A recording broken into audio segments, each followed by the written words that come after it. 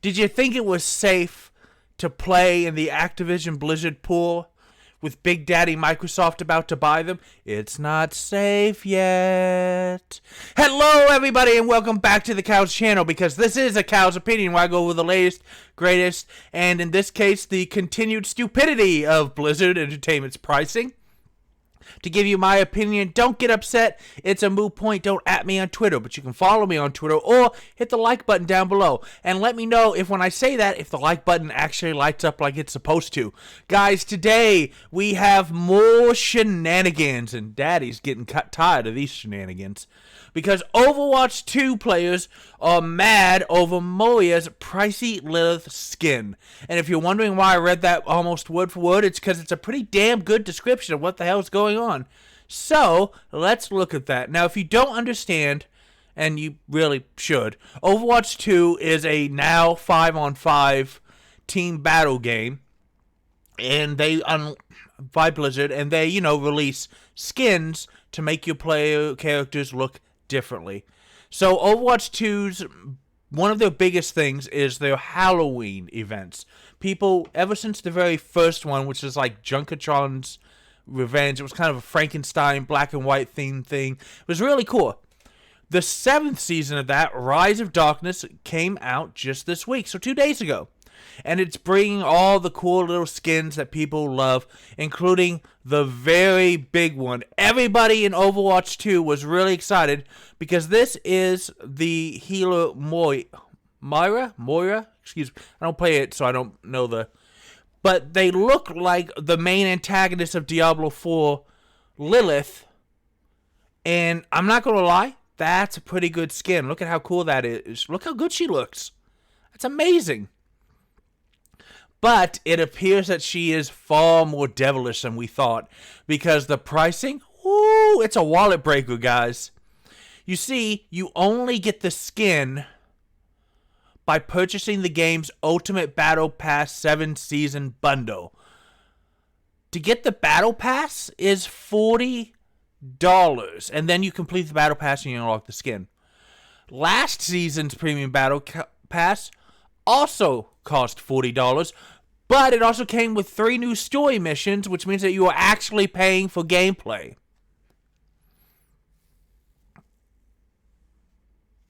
Now, you can usually get the skins when you complete levels through the Battle Pass, but this one, as well as Pharah's Legendary and Narya skin, and Bastion's Epic Pumpkin skin, can only be acquired by purchasing the Ultimate Battle Pass. Lilith's price tag is not going over well with fans. You see, the bundle is yet another example of Blizzard fleecing players for new skins.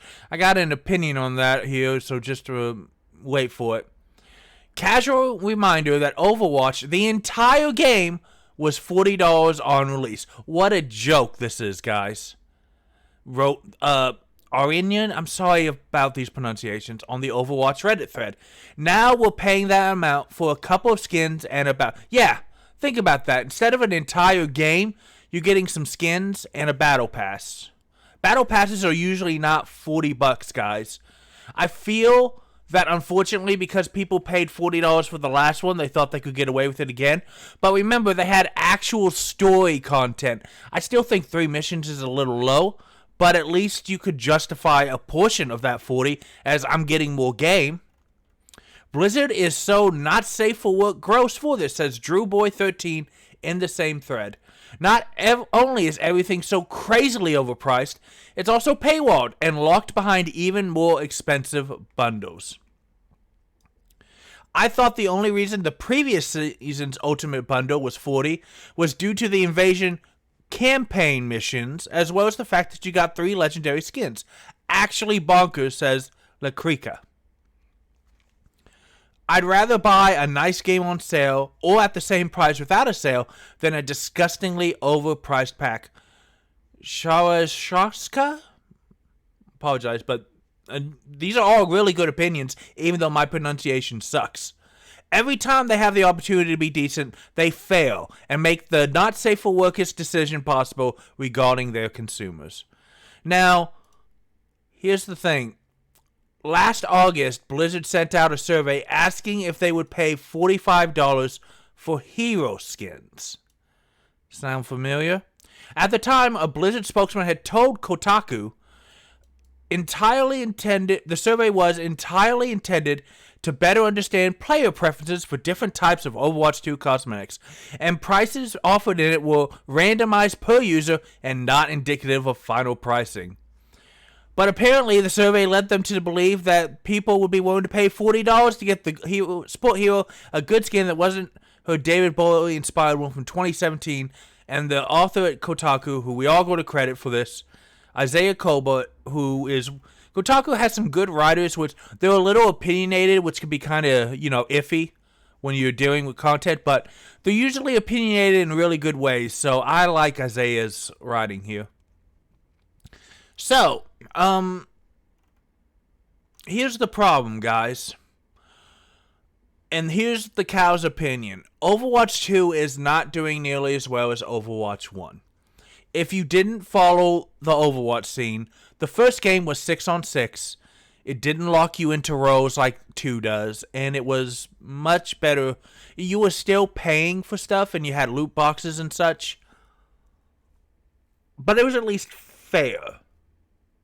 Now it's not fair. For 3 invasion missions and some legendary skins, last pass you had to pay $40 to unlock the pass and work through it. If you don't know what a battle pass is, you buy it, and then it has do this in game, do that in game, win with this type of hero, win with this specific hero, use healing moves for 10,000 hit points, whatever. And as you unlock it, you get rewards. Last battle pass that Overwatch 2 did was $40, but you got 3 story missions, not nearly what they promised, but at least it was still something, and 3 legendary skins. Still overpriced, but you were getting stuff for it. Now, you're just dropping an entire game's worth of price on 3 skins. And if you don't like playing one of these characters, you're dropping $40 on 2 skins. And if you only like playing one of these 3 characters, Moira, Pharah, and Bastion. Also, didn't they used to have more than just 3 people per Halloween event with the skins? I feel like they're being a little cheap with the skins, baby.